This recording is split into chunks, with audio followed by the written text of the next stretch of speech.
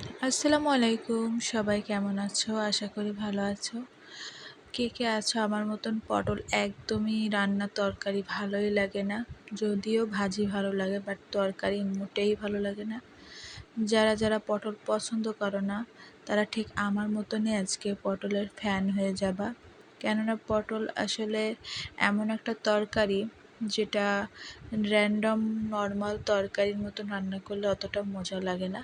সেজন্য পটলটাকে যদি ঠিক আমার রেসিপি অনুযায়ী রান্না করেন তাহলে অবশ্যই, অবশ্যই পটলের ফ্যান হয়ে যাবেন।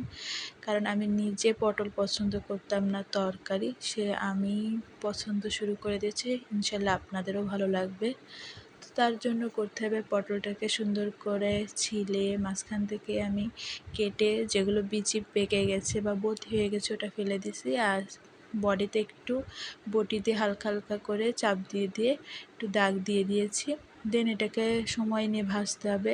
তাড়াতাড়ি উঠায় নিলে কিন্তু পটলটা নরম হবে বাট ভাজা হবে না। তাই ভালো করে আমি পটলটাকে লাল লাল করে ভেজে নিয়ে এরপর ওই তেলের ভিতরে একটা ঝাল ভেজে নিচ্ছি।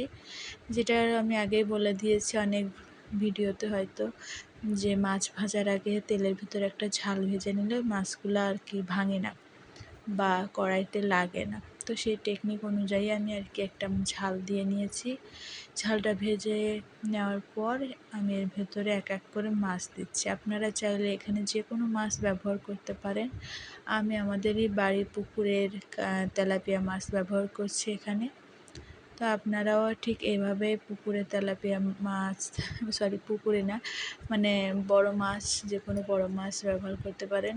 ভালো করে লাল লাল করে কড়া করে ভেজে নেব এখানে। মাছগুলো ভালোভাবে ভেজে নেওয়ার পর আমাদের লাস্ট স্টেপে চলে যাব।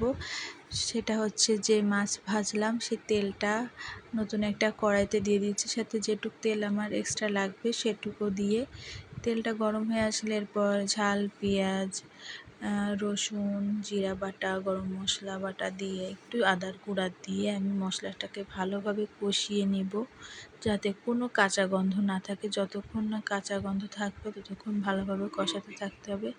তারপর একে একে আলু, পটল এবং মাছ দিয়ে একটু পানি দিয়ে ঝোলটা যখন একেবারে শুকিয়ে যাবে, তেল ভেসে উঠবে, তখন নামিয়ে ফেলব। তো আজকে ছিল এতটুকুই। ভালো লাগলে অবশ্যই লাইক, কমেন্ট এবং শেয়ার করবেন। Thank you. আল্লাহ হাফেজ।